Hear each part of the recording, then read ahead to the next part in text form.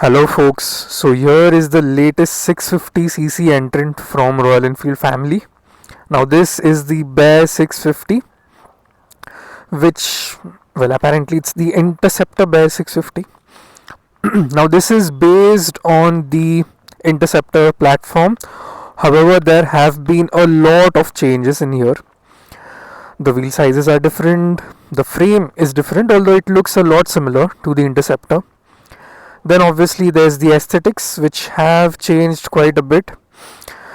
One thing that does stand out is this motorcycle is visually definitely a size bigger than the Interceptor. The Interceptor kind of feels a bit more compact, at least when viewed, in terms of length. In terms of width, I guess this is just a bit more narrower than the Interceptor. Yes, the Interceptor has dual exhausts and all of that, and it kind of gives it that meaty rear end.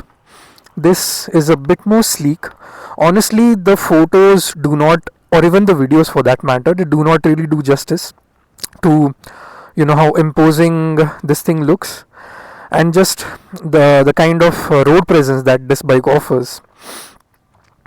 So getting to the specs, so you have the same 650cc engine that is there in the Interceptor. However, the power figures are different. Now this has around 3 more horsepower, 3 to 4 more horsepower than the Interceptor. It's around 46 PS, and the torque is also up by around 5 Newton meters. So it stands at somewhere around 56 odd Newton meters. Apart from that, the obvious visual change is the addition of a single exhaust as opposed to two separate exhausts. You have, it is a 2-in-1 exhaust system. And in photos, this kind of looked a bit unusual, but here it more or less kind of blends in terms of design. One thing that I really appreciate Royal Enfield is how they have managed to hide that huge catalytic converter over there. It does not spoil the aesthetics of the machine.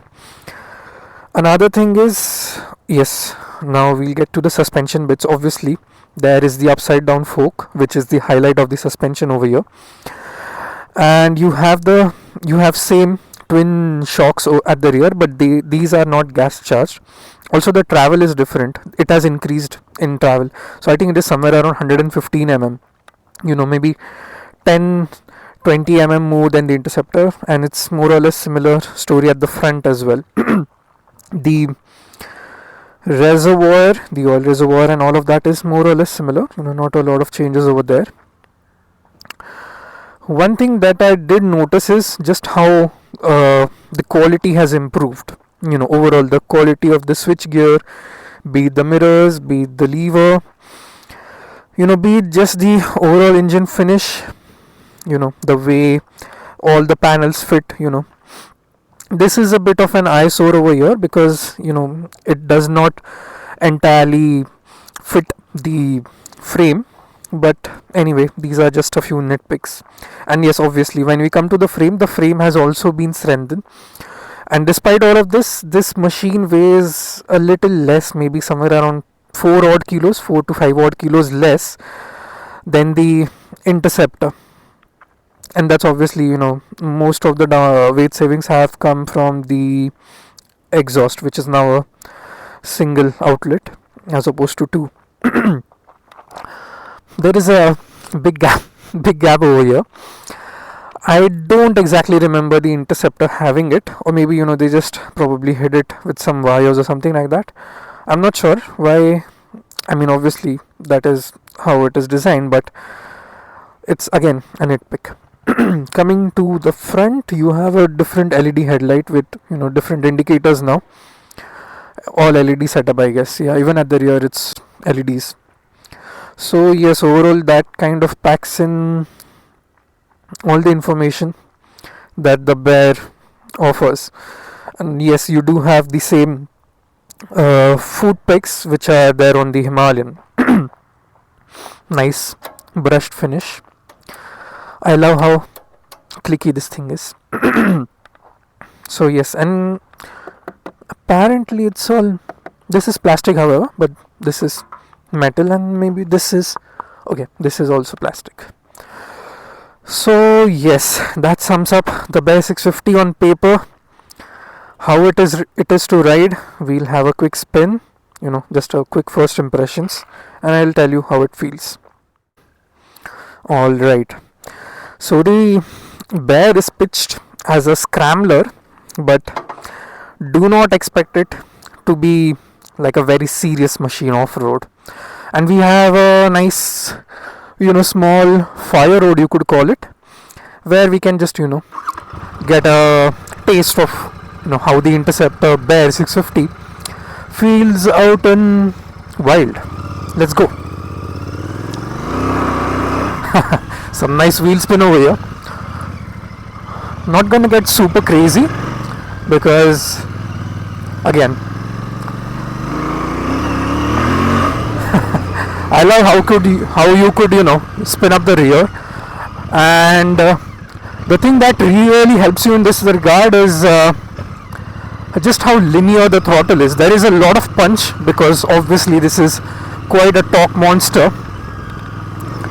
but despite all of that, it's not like the KTM 390 Adventure which I own, wherein you could have a bit of an on-off feel. It is nice and linear. You could also definitely stand up. However, the bars on this particular one, they are bent over just a bit slightly, so it's not a very natural stand-up riding position. But still, overall, there's a good amount of space here to stand up and ride. And the suspension, when you're going at these speeds, does feel kind of okayish. I mean, okayish as in, okay, I'm not pushing it, so it's a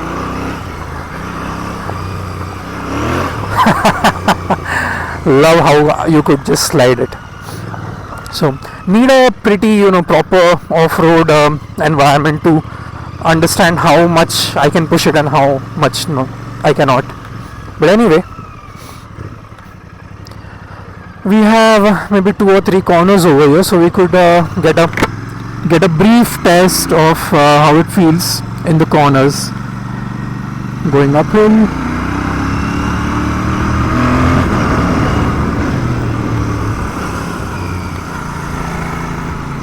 Nice. Let's pop.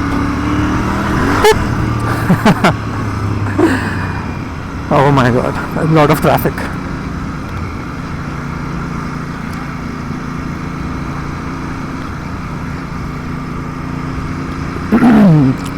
I love, how this engine, especially in this tune right now, it can be both a riot as well as a very, very friendly thing. Even beginners could easily get on and ride it without feeling overwhelmed or anything of that sort. That is how just how flexible this engine is.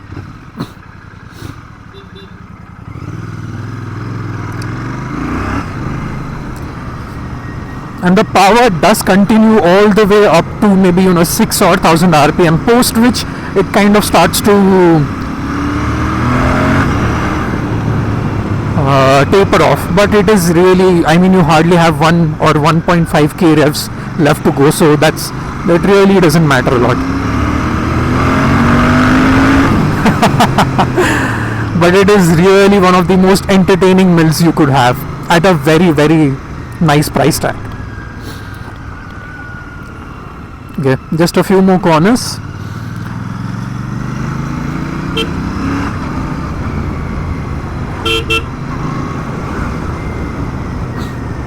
The weight transfer is very natural, and if you flow instead of pushing it around, you will really enjoy this machine. Like I'm doing right now. I'm flowing into the corners instead of having to push it, and this obliges right off the bat. If you start pushing it, you will probably find the limits a little too easily because of the heft and of the fact that this is not really a machine where you could start pushing it around all of a sudden, and that's how it is.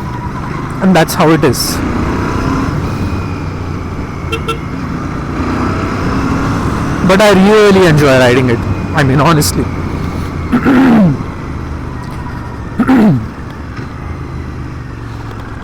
The gearbox, they have refined it over the years. It's so clicky. It is so much more. It feels so much more Japanese. It's very precise. Nice short throws. You could do clutchless up and down shifts without a hassle.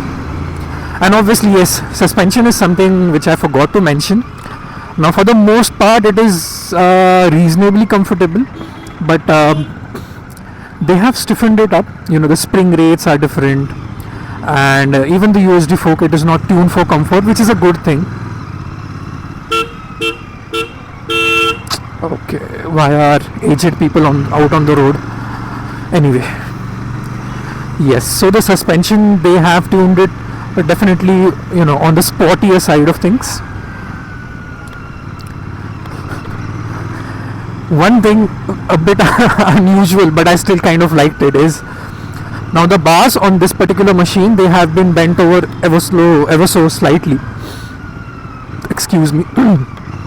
And instead of a scrambler posture where you are reasonably upright, I am bent over. But honestly, I'm liking it. I don't know why. it's like this in between thing, wherein it's not a particularly a scrambler or it feels like a slightly aggressive naked. It is almost giving me Duke 390 vibes in terms of the way I'm sitting. Okay, not anything else, but only in terms of the way I'm sitting on it, because I'm a little hunched over, and I can definitely, there is a lot of feedback then that is flowing through the front.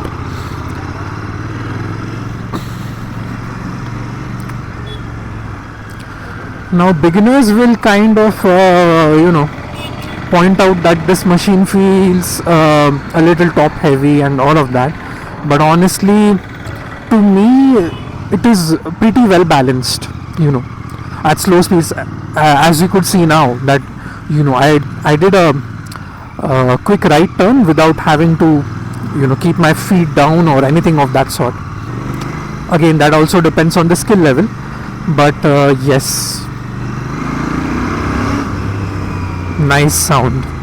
And this is a cable operated throttle, I guess, maybe, I'm not entirely sure, but this is probably a cable operated throttle, and that's the reason why it feels so nice. And if it is not a cable operated throttle, then kudos to Royal Enfield for making it feel so organic, out on the road. Now this was just a very quick first impressions of the Bear, and just a few facts and figures, but I hope we get to test ride it for a longer duration, so I can give my opinion on a few other things, like just how well it is off the road and how good it is in traffic. Now in the short test ride, it was actually very good in traffic.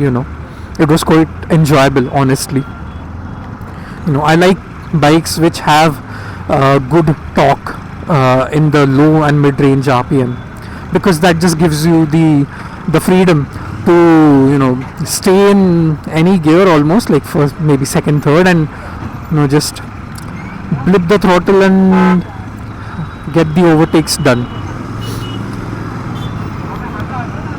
So that's a freedom that I really enjoy.